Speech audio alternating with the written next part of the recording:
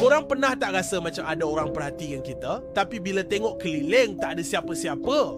Inilah yang berlaku pada seorang lelaki ni. Setiap malam dia cakap ada orang intip rumah dia, tapi jiran-jiran semua ketawakan je, kata dia ni penakut atau mungkin ada masalah mental.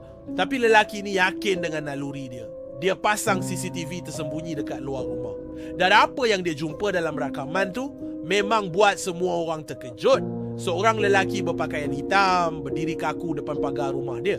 Setiap malam orang misteri ni akan datang dan hanya memerhati. Bila polis siasat, rupa-rupanya lelaki misteri itu adalah penjenayah yang dah lama dicari. Rumah ni pernah jadi tempat dia sembunyi dulu. Naluri lelaki itu tepat.